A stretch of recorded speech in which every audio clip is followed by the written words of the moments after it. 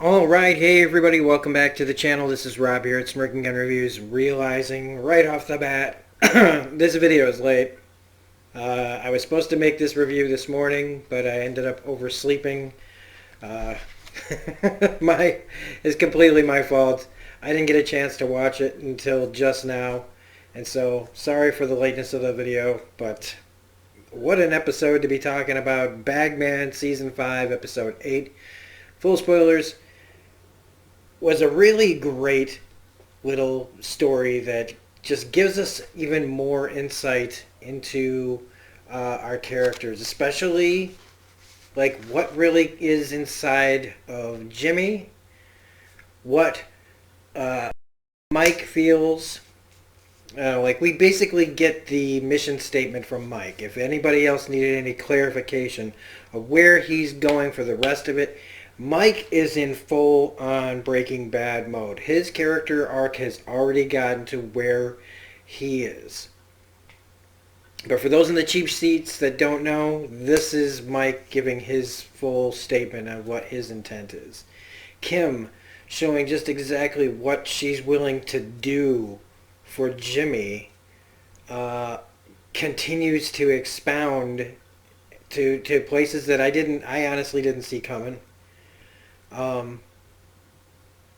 Lalo being, he's a really good villain. And in this, we get to see him kind of play with Kim. And then Jimmy himself, we get to see what he can really put up with. Like, when Mike gives him his speech and everything, and how that turns Jimmy, Saul, whoever you want to call him now, there's a lot that he took from that speech and has him being the way he is at the end of this episode. So also about this episode, it's very much like in the vein of like No Country for Old Men or Hell or High Water. Movies like that, it really visually looked like that. It really felt like I was watching a movie like that. The style of it all, the lots of great cinematography in this episode. Just real stark, Southwest desert, Southwest northern Mexico, southern, Arizona, or New Mexico. The whole thing with the sniper thing, just, and all of that. This all felt like a Western that came out of the city. Like, what I mean is like it's a straightforward story where they start out in the city, and as soon as they leave their comfort zone and get to where they're supposed to be, getting out then becomes the most difficult thing. I really dig that storyline a lot. It forces our characters to start thinking differently and facing things. Like I said, not even just with what's happening out in the desert, but it's making Kim have to face some things as well. All in all, I really liked how this was a visual episode, a very visual storytelling episode. Not tons and tons of dialogue in this episode. This made me feel like if Genndy Tartakovsky ever made an episode of Better Call Saul, this is what it would look like. If you don't know who that is, that's the guy who made Samurai Jack. Because it just feels like very storyboarded, very comic book, very cartoon, the way they set it up.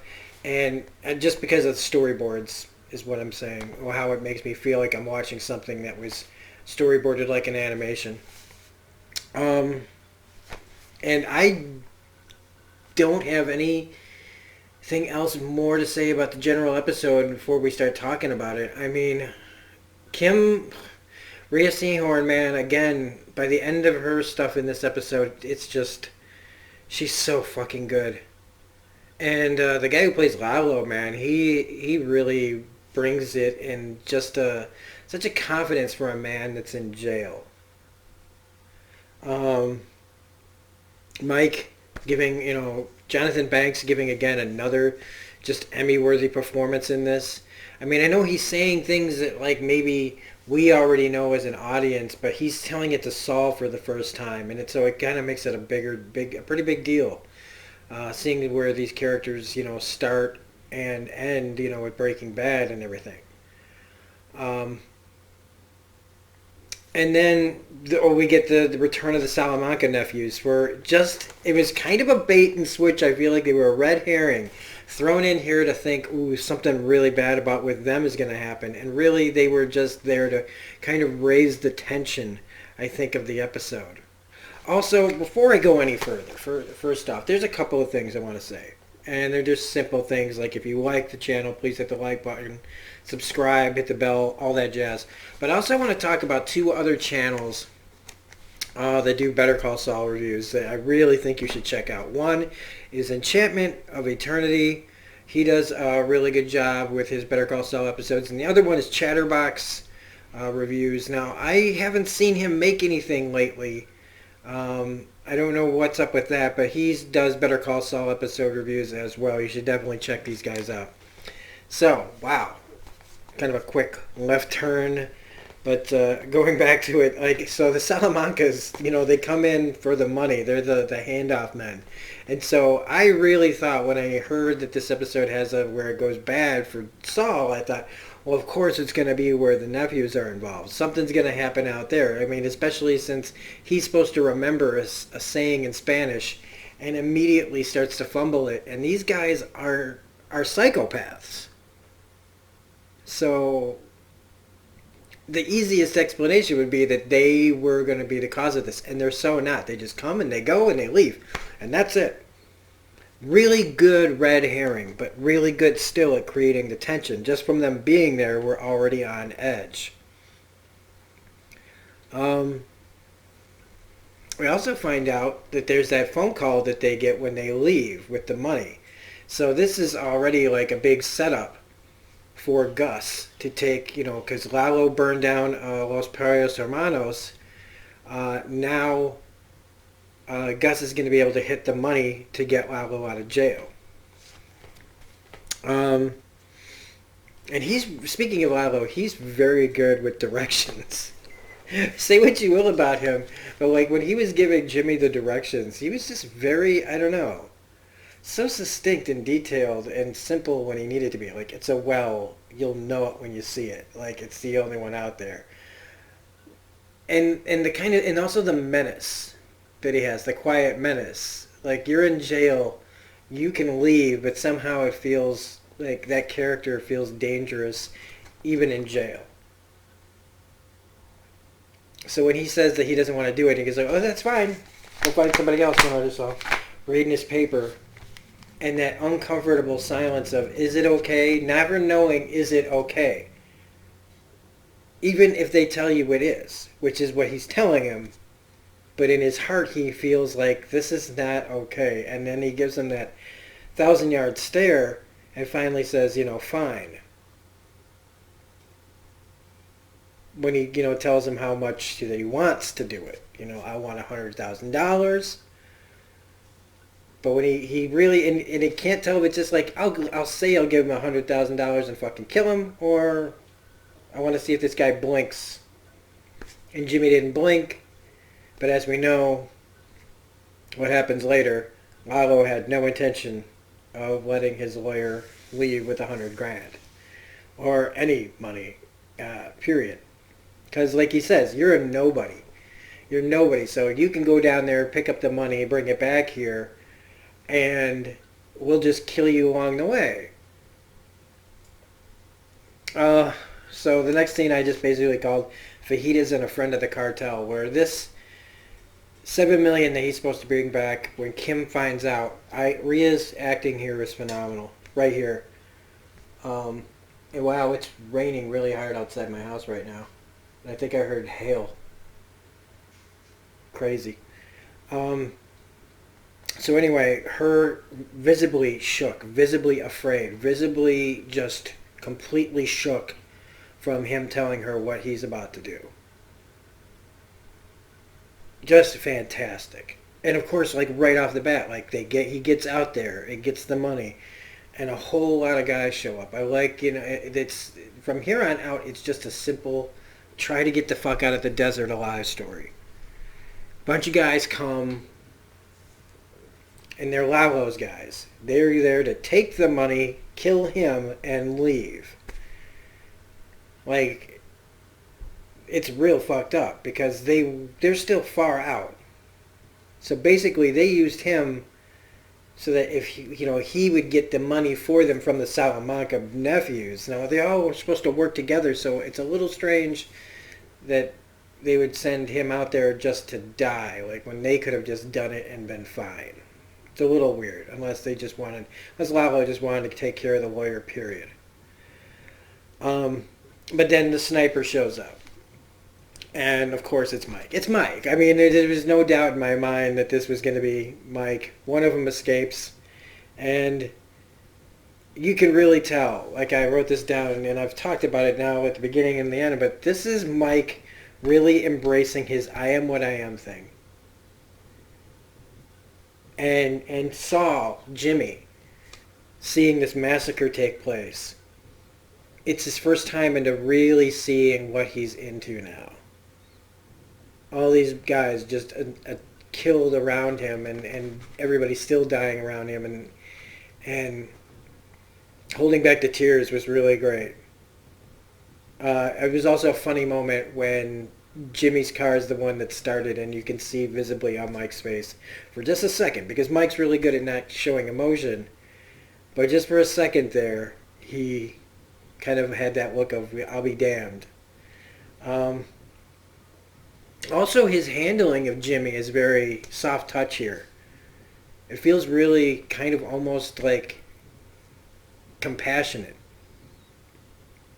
Because he knows that Saul's a big boy, but really telling him it's going to be okay and really sounding like he means it was a kind of a shock as far as like what he's willing to be like for somebody. Goodbye, Jimmy's shitbox and his mug, from Kim. They have to finally get rid of his car. The little car that's been running for 5 seasons, finally has to get dumped in the desert. And his second best lawyer mug got a bullet hole in it. He takes it with him, but I kind of feel like, what are you going to do with that, man? She's going to ask questions. You can't keep it. I know he'll probably try to maybe ding it out with a little hammer and glue it. But that thing just needs to be thrown away. Maybe he just took it so that there would be no evidence. I don't know. So they got to take $7 million across the across the desert, and this is where they camp. And Jimmy is overnight with Mike. It's when they break out the space blankets. I like how he tries to say no to it. He does not take it because the space blanket, of course, is a reminder of Chuck. But the next day when he doesn't show up and they have that conversation, Mike and Jimmy, about her knowing things and Mike finding out that he's married and the congratulations and all that, but him still fishing. What does she know? What does she know? This can't get back. Like he's trying to ask all the questions so that he doesn't have another Werner on his hands. And Jimmy's trying to tell him that she's all good, that she knows what to do, she's not going to do anything. What I didn't expect was that next scene with her seeing Lalo. I really didn't expect that one. I thought that was really out of left field. For me, anyway. I just did not see her going to him in jail with the cuffs off to say, where's Saul Goodman at? Just tell me where he is. I will not call the cops. And then him, like, fucking Anthony Hopkins, Hannibal Lectering her, like, figuring out everything about her after she sits down and they know that, breaking it down of, oh, she's here because she really loves this guy. And this isn't some weird, nefarious thing that's going on. But he did it in such a fucked up, cocky, threatening kind of way. Just showing how much in control he is of this situation still. And I want to know, what was it that she said she was going to say to him? Right as he got out, and she said, Mr. Salamanca, like, ugh, and then he leaves. What was it she was about to say? We found out, they talk about the spousal privilege. Is spousal privilege really a thing? I thought I heard somewhere that was just made up for TV. But I have no legit way of knowing if that's right or wrong. So I'm sure somebody who stayed this long in the review will tell me. But he doesn't tell her anything. He doesn't give her shit. Um, Saving piss. Now they have to save their own piss. The Davis and Maine water bottle came in handy. I think that's funny that he's got a bunch of piss in the Davis and Maine mug or water bottle. Um, yeah, and I mean, as soon as he started dragging the bags, I'm like, he's gonna start fucking leaking money. He's gonna start leaking money, and it's like, I don't know. There's times where, like, in this scene, like, I was just like Mike saying, Mike, you know the bags are gonna rip. You know he's gonna have to go back and get the money. Sometimes you have to save yourself, somebody from themselves so that they don't fuck up your trip. And I was just thinking, why didn't Mike just say, you're gonna rip the bags? Because they start leaking money. He trips on a cactus. He's basically done. What is it for? What is all this for? And Mike tells him what he's in it for. That if I live or die, I will know I did everything I could for them, meaning his daughter-in-law and his granddaughter. And that's kind of noble in a way, but, like, it's still fucked. It's still such a fucked way of thinking. Because he won't turn himself in. Because if he turns himself in, he can't help make their lives better. And so, I mean, I get it, but, like, it's still fucked. We're going to have to wait him out, but this is where Jimmy just says, fuck it. And says, I'm going to make myself bait, go right out there. And Mike does the shot that... This was a great shot. This was a great stunt. I don't mean a great shot. It was a great shot from the sniper rifle, from a story point of view. But that shot where he's sitting in the middle of the road and then the car flips, that had to be practical. That had to have actually been filmed behind him. And what a great job that stunt team would have had to do to wrangle that scene together is fucking amazing. It was I wish I had that for a picture for the video, man, because that was just amazing how they pulled that off. And then as we kind of shut out the end of the episode here, the sound of the car dying, I thought was really great. You could just keep through that whole last bit of that scene, just hearing the car slowly dying sounds. And now Jimmy just says, fuck it, I'm drinking piss. And, the car dies, and you see that he throws off the space blanket, meaning I don't need this, I'm not my brother, I'm rising to the occasion rather than hiding under a blanket. Maybe that's one way to look at it, I don't know. But this was a really fun episode, and really different. This is a really different kind of episode. It's kind of like I had an experience today where I'm reading Remender's old Uncanny X-Forces, and now you'll have these stories with lots of dialogue with the plot moving around. Then you'll get like like this one too, lots of like plot and like writing, and then right in between them is just this one issue that's almost all visual storytelling with just only a minimal amount of dialogue. And maybe that's why I was thinking about it being storyboarded, because I read a lot of comic books. But this really felt very comic booky, the way it was shot, like as far as conception and how I see things happen in a comic book. I digged it, man. This was a freaking phenomenally made episode, well acted, well written, well directed, all things around. The music, fantastic, as always. So, that's it. Next week is the penultimate episode of Season 5. I can't wait. If you like this review, please hit the like button, comment, share, subscribe, hit the bell for all notifications. Otherwise, you can find me on Twitter at reviews_gun. Again, sorry for the lateness of this video. Keep looking out for my 420 movie reviews that we're doing all through the month. And we will see you on the next Better Call Saul. Bye.